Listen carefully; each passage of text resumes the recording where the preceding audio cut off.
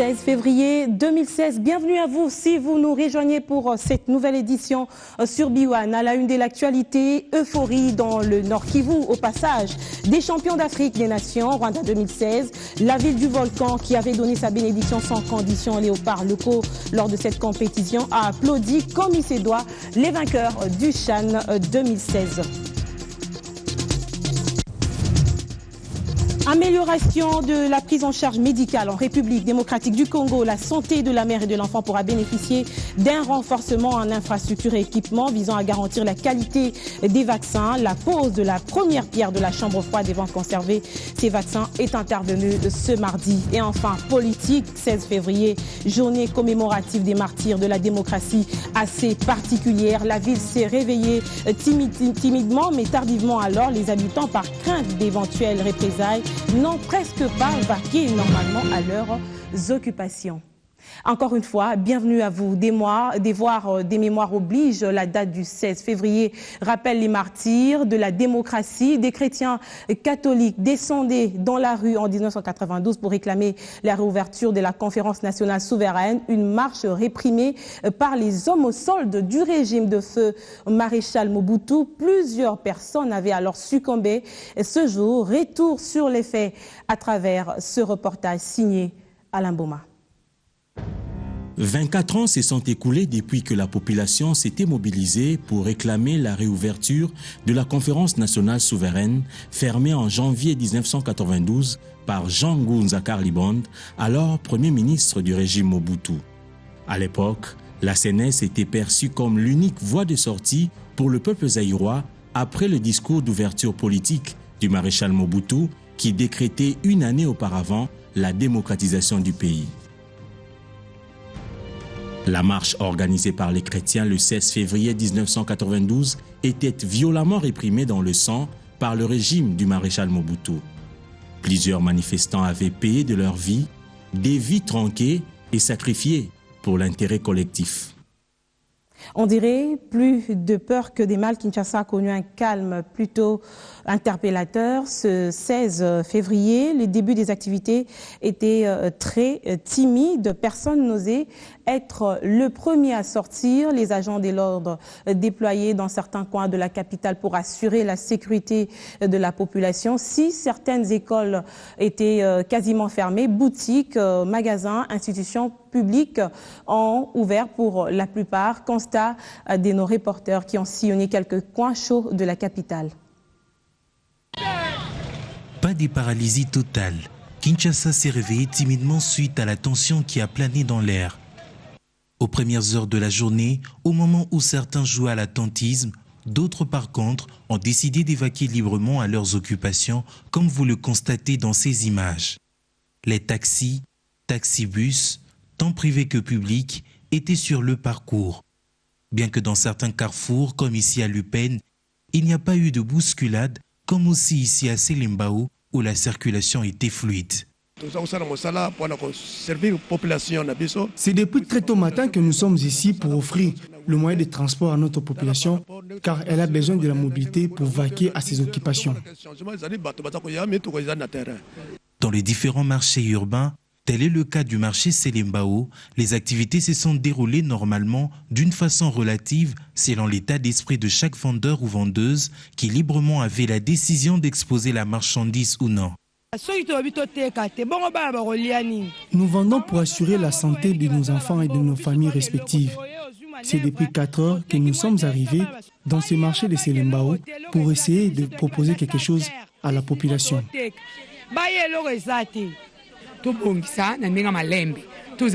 Nous voulons la paix, rien que la paix en RDC. Par contre, dans les secteurs de l'éducation, c'est à croire que la psychose était grande. À l'exemple de cet établissement, pas d'élèves malgré la présence des enseignants. Je me trouve devant ma classe, deuxième C. Nous avons beaucoup de regrets. Si vous regardez, il y a des enseignants partout là-bas. Ils attendent les enfants, mais les enfants ne sont pas venus. Avec les journées pareilles, il faut toujours insister que les parents voient les enfants en classe. Pour nous, nous sommes pas là. Et nous sommes là et on ne voit pas pourquoi les enfants ne sont pas venus. Ce n'est pas notre niveau, mais nous sommes là. Cette situation crée un retard sur les calendriers qu'il faudra absolument récupérer pour 10 écoliers de la capitale dont les enseignants déplorent les matières non dispensées et pourtant prévues dans la préparation. On est venu travailler, moi-même je suis étonné, j'arrive à l'école, je ne trouve pas des enfants, je ne sais pas ce qui se passe. Bon. Nous ne savons pas pourquoi les parents ont gardé leurs enfants à la maison alors que nous avons prévu des cours aujourd'hui que nous devons récupérer après. Bon, nous ne savons pas comment est-ce que nous allons faire, mais ce sont des leçons de perdus aujourd'hui. Et moi, personnellement, je demanderai aux parents d'envoyer leurs enfants à l'école. Une journée de perdus comme ça, c'est vraiment un manque à gagner pour les pays aussi. Donc... On est là, on est en train de travailler, bien que les élèves ne sont pas arrivés, mais les enseignants étaient là. Il y avait quelques enseignants et là maintenant c'est la vacation des après-midi. On est là, on fait nos inspections, on continue à travailler. Le développement est un fruit du travail. C'est d'abord le travail. Donc, c'est par le travail qu'un pays doit être développé. Des Quinois sans voix qui se livrent à la réflexion disent qu'il est possible que la sagesse des politiques pousse à concilier les vues pour le bien-être de la République malgré les divergences idéologiques. Et oui, visiblement, la commémoration des martyrs de la démocratie a été vite récupérée dans les milieux politiques où l'on s'attribue les succès ou l'échec de l'appel à la ville morte. L'opposition soutient que le mot d'ordre a été respecté. Une thèse tout de suite réfutée dans le camp de la majorité présidentielle. Son porte-parole parle d'un échec de l'opposition. Retrouvons ces deux sons de cloche dans cet élément de Steve Mbouy. L'appel de l'opposition à une journée ville morte, le Front citoyen 2016 continue à soutenir que c'est l'une des manifestations politiques constitutionnelles. Et selon cette frange de l'opposition, celle décrétée ce mardi était un franc succès en se basant bien entendu sur le constat du début de la journée. Au niveau commercial, je peux vous dire, tous les grandes surfaces, notamment les Shoprite, les Anso et Frères, les S4, toutes les grandes surfaces du pays commerciales fermées, les écoles fermées, les petits commerces fermés, les marchés centrales comme les marchés d'approvisionnement local, tous fermés. Du côté de la majorité présidentielle, tout a fonctionné comme d'habitude. Seuls les écoliers ne se sont pas rendus dans leurs établissements. Ce mot d'ordre de ville morte est un pétard mouillé au regard des objectifs d'une ville morte, à savoir perturber le déroulement normal de la vie et paralyser la vie. Or, sur ces deux plans, on ne voit rien de remarquable. La ville, la circulation est normale, même si elle n'est pas à son niveau habituel, mais elle est normale. La ville fonctionne. Et donc, c'est un échec évident. À part les écoles, mais tous les autres, la vie normale, le marché est là. C'est ça le thermomètre de la vie sociale. Verre à moitié plein ou verre à moitié vide, la journée de ce 16 février dédiée à ceux qui étaient fauchés par la dictature de feu maréchal Mobutu a été un véritable jaugeage de la pratique de la démocratie en RDC. Il reste seulement que les opinions s'assument. S'agissant toujours de cette journée, sachez que la société civile a organisé une messe d'action des grâces en la paroisse Sacré-Cœur pour commémorer ces Congolais tombés au nom de la démocratie. Par ce geste, la société civile a voulu donner une autre connotation à cet événement. L'on écoute Cathy Kalanga, coordonnatrice de la société civile. La société civile s'est mobilisée comme un seul homme pour prier pour notre pays. Et nous avons pensé que ce n'est que dans la prière et dans la paix que nous pouvons reconstruire notre pays. Aujourd'hui, nous allons prier pour la paix, nous allons prier pour un processus électoral apaisé et nous allons aussi rendre hommage à nos frères tombés le 16 février pour la démocratie. Dieu n'appartient pas à l'opposition, à la majorité ni à la société civile, mais Dieu appartient au peuple. Dieu créa l'homme pour son image, pour la gloire de son nom. Alors nous glorifions le Seigneur parce qu'il est partout où on le cherche et surtout dans la paix et dans l'amour.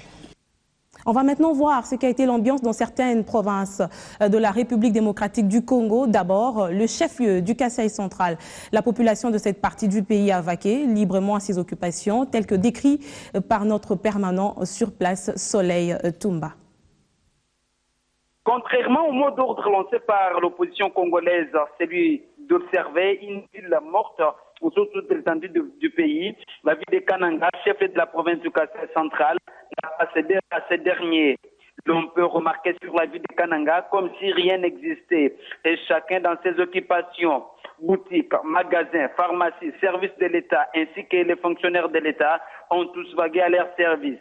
Plusieurs débats ont eu lieu ce matin sur certains médias privés au Kasaï central, où les acteurs politiques de l'opposition ont essayé de convaincre la population, mais sans succès. La majorité, quant à elle, pense que cette journée est comme d'autres journées, car l'événement de ces jours a été fusionné dans celui du 4 janvier, journée donc de martyr. Il faut seulement signaler que hier, sur la ville de Kananga, cette ville avait connu une ambiance tout à fait particulière, avec la commémoration du 34e anniversaire de l'UDPS en République démocratique du Congo. Messe d'action de grâce et caravanes motorisées dans différents ailes de cette formation politique étaient au rendez-vous.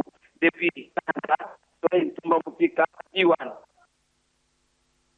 Et à Béni, quand bien même les activités scolaires et commerciales n'ont pas connu leur rythme habituel, l'on signale que les services de l'État ont fonctionné conformément à l'appel lancé par le gouvernement. Erika Smouissi nous en dit plus dans cette correspondance. À la levée du soleil autour de 7 heures locales, les bleus blancs ont été visibles dans les grandes artères et avenues de Béniville. Un mouvement qui a en amont donné moins de chances au respect strict à l'appel du Front citoyen 2016. Déjà vers 11 heures, certains taximens motos n'ont pas cru à la maximisation de leurs recettes. Vraiment, nous sommes assis à nos motos, vraiment c'est difficile de gagner.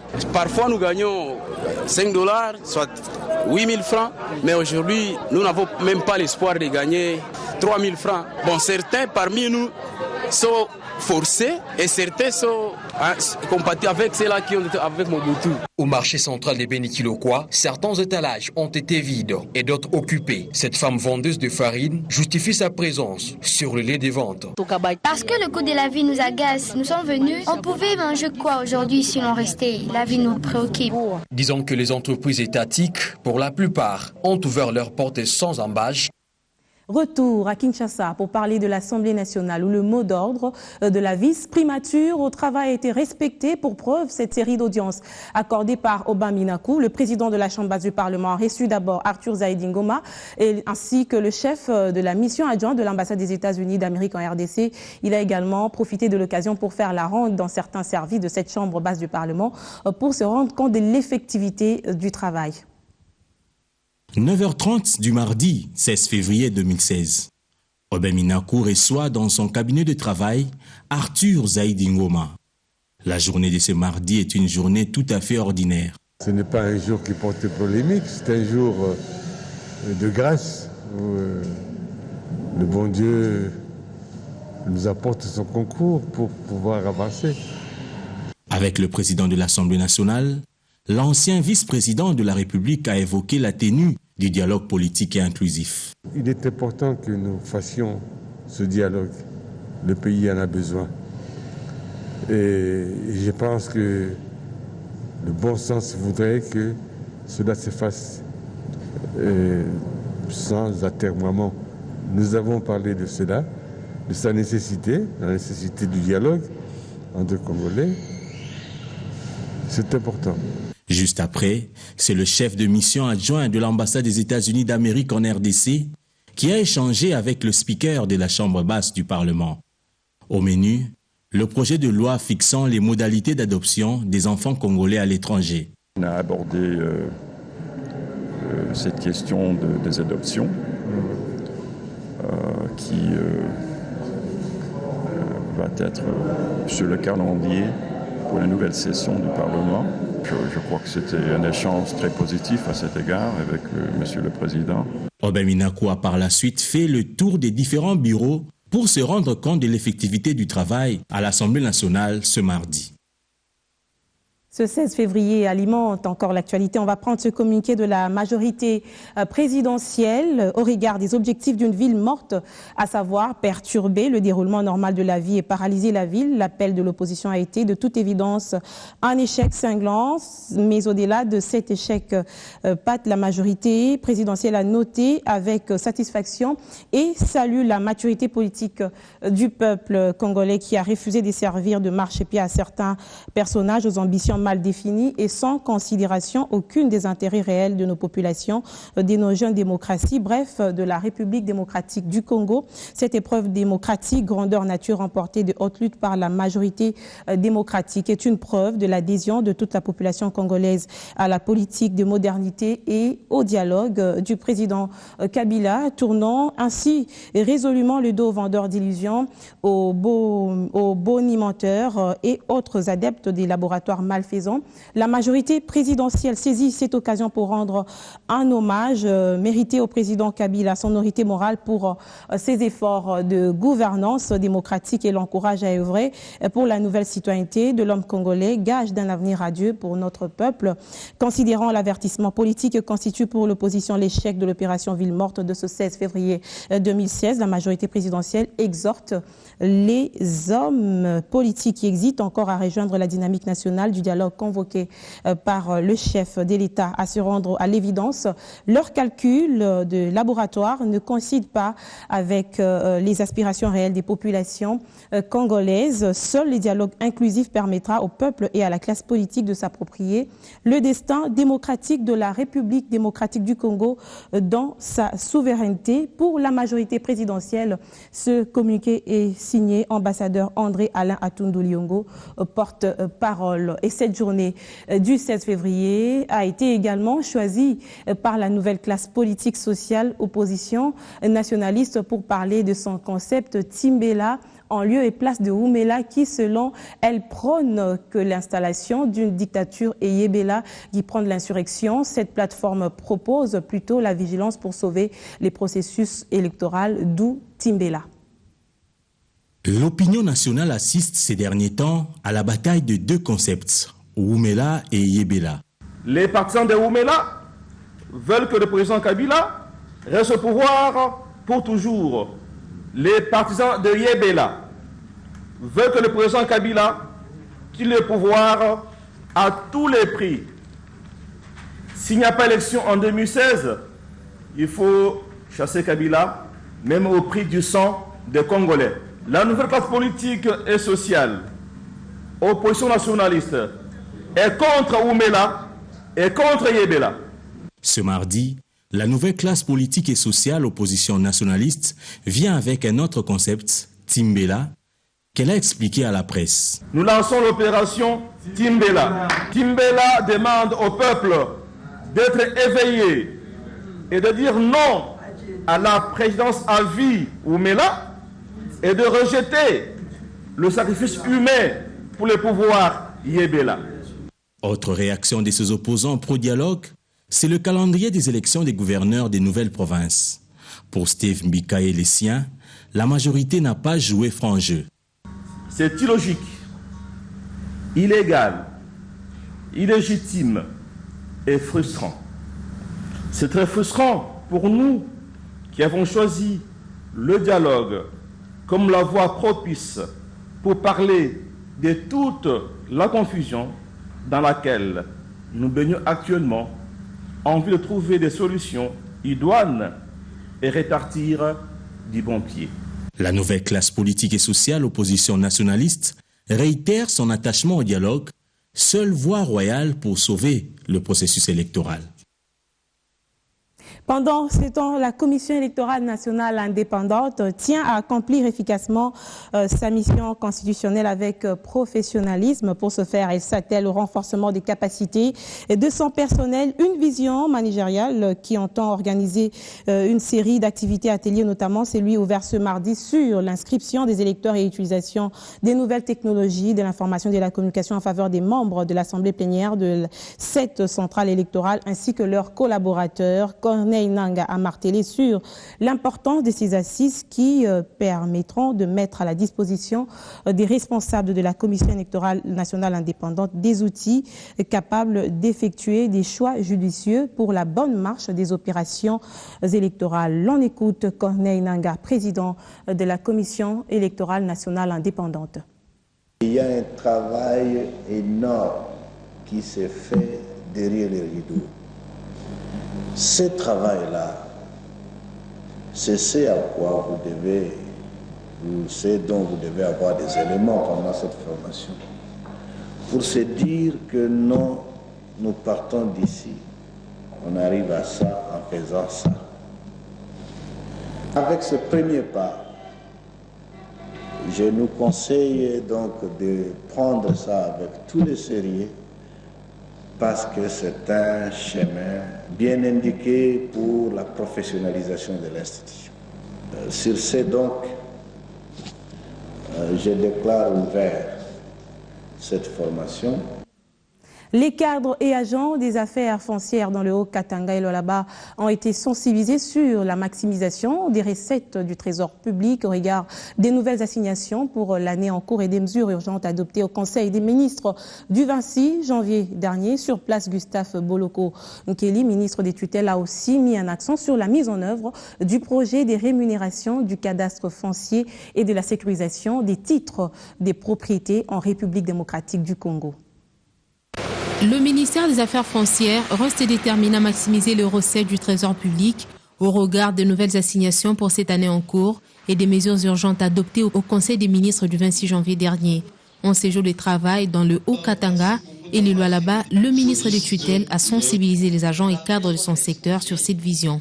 Parmi les actions à mener, il y a lieu de noter la mise en œuvre du projet de numérisation du cadastre et de sécurisation des titres immobiliers et fonciers. Donc je devais apporter toutes ces informations-là à l'autorité provinciale et en insistant également sur le fait que non seulement qu'il faut maximiser les recettes, mais aussi nous sommes déterminés, suivant les orientations du président de la République, à mener des réformes dans le secteur foncier. Et ces réformes consiste notamment à l'éradication sur les conflits fonciers ou à tout le moins à les réduire sensiblement. Outre la visite rendue aux autorités territoriales et dans quelques circonscriptions foncières de ce coin du pays, le ministre est revenu sur la nécessité du dialogue national. Dialogue dont le peuple congolais soutient totalement et qui ne va pas tarder de se tenir. On a terminé également pour saluer la victoire de notre équipe nationale et le Léopard qui viennent de remporter pour la deuxième fois le trophée de la CHAN. Le patron des affaires foncières a fini sa tournée au camp des travailleurs et à la direction générale de l'entreprise Tenke-Fungurume Mining. Ici, il a apprécié à sa juste valeur les propriétés foncières et immobilières en vue de se rassurer sur le paiement des droits, taxes et redevances y afférentes. Je vous le disais, à l'ouverture de cette édition, le gouvernement congolais est déterminé à protéger la santé de la mère, du nouveau-né et de l'enfant. En plus des vaccins de routine achetés sur fonds propres du gouvernement, la RDC se dote également d'infrastructures et d'équipements visant à garantir la qualité des vaccins. La pose de la première pierre de la chambre froide devant conserver ces vaccins est intervenue ce mardi. C'est le Premier ministre lui-même qui a parrainé cet événement. Deux moments forts ont marqué la matinée de ce mardi à Kinkole dans la commune de Lansele. D'abord, la pose par le Premier ministre de la première pierre du grand centre de stockage de vaccins. Une chambre de froid pour conserver la qualité des vaccins dès leur arrivée en République démocratique du Congo et ensuite la deuxième phase de distribution des ambulances médicalisées destinées aux nouvelles provinces démembrées. Le ministre de la Santé publique évoque les efforts consentis jusque-là et salue l'implication de tous les partenaires financiers et techniques. Ces ambulances sont destinées au transport des malades uniquement et aucun autre usage ne sera toléré. La détermination du gouvernement à payer le vaccin de routine ont permis à notre pays d'être déclaré pays libre de circulation du poliovirus sauvage. Et en moins de 7 ans, la RDC a aussi vu son taux de mortalité infanto-juvénile diminuer de 30%, soit de 146 à 104 décès pour 1000 naissances vivantes. Les membres du gouvernement ainsi que des différents programmes du secteur de la santé ont fait le déplacement pour soutenir cet élan d'émergence. Nous venons de remettre par le biais des autorités les ambulances médicalisées à travers toutes les provinces et des véhicules de supervision. Nous avons 46 ambulances et il y a 10 véhicules de supervision. C'est pour vous dire que nous avons doté ces structures, nous avons construit, mais nous devons suivre comment ces structures vont fonctionner. J'aurais besoin aussi de cette scène de froid pour pouvoir déplacer mes vaccins, pour vacciner mon bétail. La santé n'a pas de prix. Et on le sait, quand on a un malade, il faut le guérir, il faut l'acheminer vers l'hôpital. Et cet outil qu'on vient de remettre au centre de santé est un outil très important. Ces ambulances et véhicules de supervision sont émis dans le cadre du programme d'équipement des structures sanitaires PES. Oui, ce clin d'œil à l'actualité internationale avec cette note triste. L'ancien secrétaire général des Nations Unies, Boutros Ghali, vient de rendre l'âme à l'âge de 93 ans. Cet ancien diplomate égyptien était parmi les partisans de la paix dans la partie est de la République démocratique du Congo en 1996 pendant la guerre d'agression. Steve Mbouyi pour ce reportage. Mémoire politique, mémoire diplomatique. Une tête pesante de l'humanité s'en est allée ce mardi. Boutros Ghali, 93 ans, ancien secrétaire général des Nations Unies de nationalité égyptienne, est élu à ce poste dans l'euphorie de la fin de la guerre froide et de l'après-guerre du Golfe, poste qu'il occupera de janvier 1992 à décembre 1996. Durant son mandat, il a dû faire face à de sérieuses crises avec des conflits en ex-Yougoslavie, en Somalie, au Moyen-Orient et le génocide au Rwanda. Après la mort en Somalie de 18 soldats américains fin 1993 et le reculade des Nations Unies dans les dossiers de l'ex-Yougoslavie et du Rwanda, il avait été pris comme bouc émissaire, en particulier par les États-Unis, qui avaient mis un veto à sa réélection. Après Et on va se dire au revoir avec cette note de réjouissance, euphorie dans le Nord Kivu. Au passage des champions d'Afrique des Nations Rwanda 2016, la ville du volcan avait donné sa bénédiction sans condition aux léopards locaux lors de cette compétition, a applaudi comme il se doit les vainqueurs du Chan 2016. Description avec Patrick Sialoa. C'est aux environs des 11 heures que les léopards ont atterri à l'aéroport de Goma. Ici, c'est un monde fou avec à sa tête le gouverneur des provinces qui accueille ses héros.